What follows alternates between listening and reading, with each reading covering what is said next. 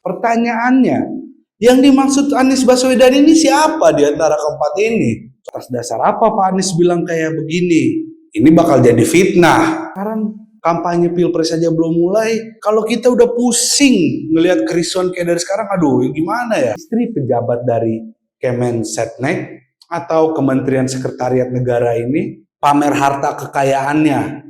Aduh. Halo, kembali lagi di Riba Review Berita bareng gue si Ali Riba.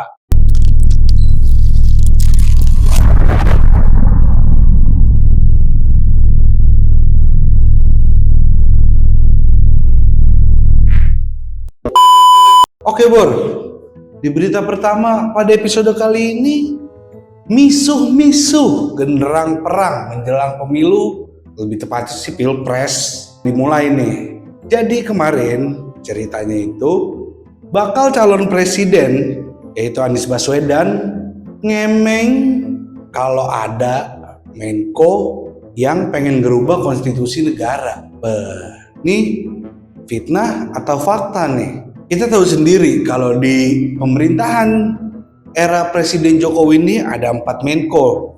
Yang pertama Menko Perekonomian, yaitu yang diisi oleh Airlangga Hartarto, lalu ada Menko Polhukam, Mahfud MD, terus ada Menko Maritim Investasi yang diisi oleh Bapak Luhut Panjaitan, dan yang keempat ada Menko PMK yang diisi oleh Muhadjir Effendi. Nah, pertanyaannya, yang dimaksud Anies Baswedan ini siapa di antara keempat ini? Soalnya kita tahu sendiri, dari yang dilakukan 4 menteri ini, gak ada yang ciri-cirinya ini pengen merubah konstitusi. Bukannya pihak pemerintah, tapi emang kenyataannya begitu. Atas dasar apa Pak Anies bilang kayak begini?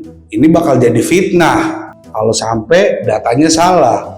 At least kalau mau perang, kalau emang panas-panasin situasi politik, ya ungkapkan fakta juga lah yang ada gitu. Kan kita tahu sendiri, orang kita ini gampang banget digoreng, isu-isu itu digoreng, udah jadi misuh-misuh. Banyak perang hoaks, banyak kata-kataan lah, baik yang pendukung rezim maupun penolak rezim nih. Sekarang kampanye pilpres aja belum mulai, kalau kita udah pusing ngelihat kerisauan kayak dari sekarang, aduh gimana ya? Ya apalagi itu sih, kalau sekelas Anies Baswedan yang capres, yang elektabilitasnya cukup tinggi juga di setiap survei, jangan sampai lah melontarkan hal-hal seperti itu. Yang ada kasihlah gagasan program, kan sesuai dengan teman-temannya. Koalisi perubahan harusnya bisa membawa perubahan yang lebih baik. Gak usah menyerang dengan data-data kosong atau palsu, atau ya yang begini nih yang berbau fitnah. Sekarang kan akhirnya apa? Partai-partai pendukung sendiri responnya udah pada rame. Banyak yang menolak ini itu, membantah ini itu. Sekarang kalau sampai di sosial media lagi, akhirnya bakal jadi apa?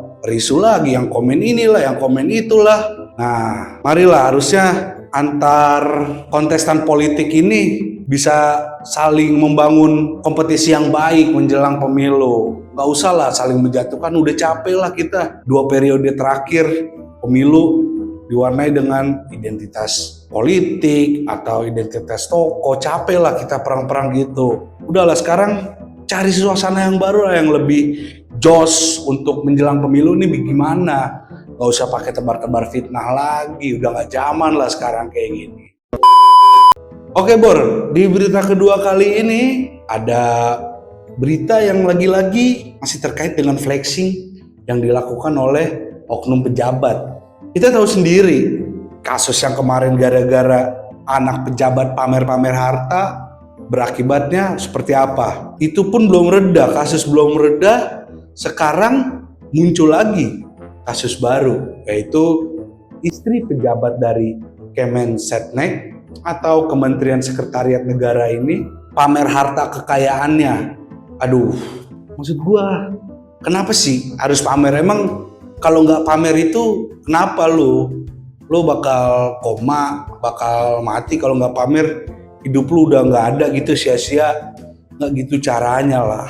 Lebih wise lah, apalagi lu ini adalah anggota keluarga dari pejabat dan tingkatnya tuh kementerian. bukan kementerian ecek-ecek juga lagi.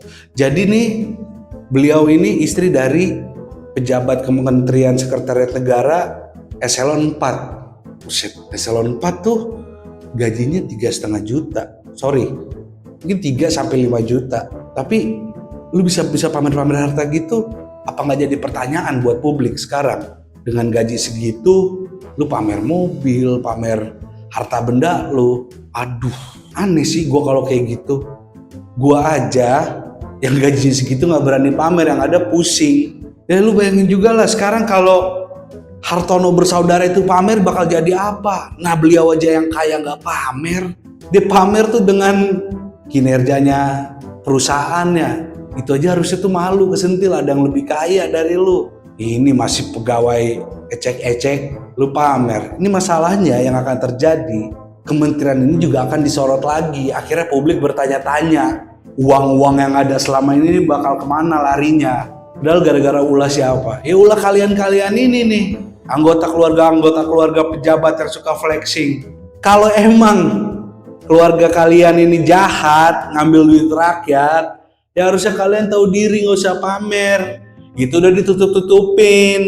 Kita paham lah, nggak mungkin dalam struktur pemerintahan itu nggak ada uang bersih.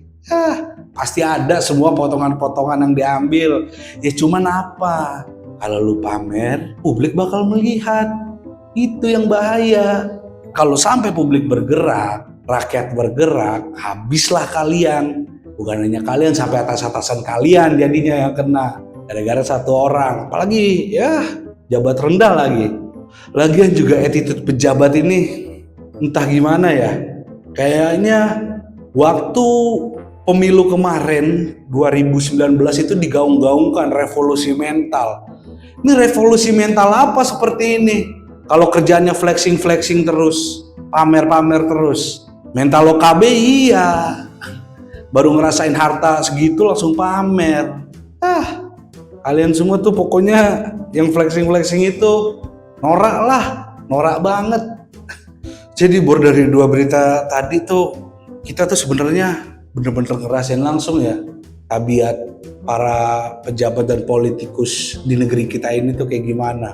Ya mungkin kita sebagai rakyat harus terus memperhatikan gerak-gerik mereka. Jangan sampai yang menjadi hak kita itu disalahgunakan oleh mereka-mereka semua. Karena yang terpenting itu adalah gimana cara kita bernegara dengan aman, dengan damai, dengan sentosa gitu. Oke Bor, sekian Riba pada episode kali ini. Kalau lu punya pendapat lain dengan gue, bisa langsung komen di bawah. Dan jangan lupa untuk like, subscribe, share ke teman-teman lu semua. Biar mereka makin tahu, biar makin beropini juga nih. Dan sampai jumpa di episode Riba, review berita berikutnya bareng gue, si Ahli Riba. Bye-bye.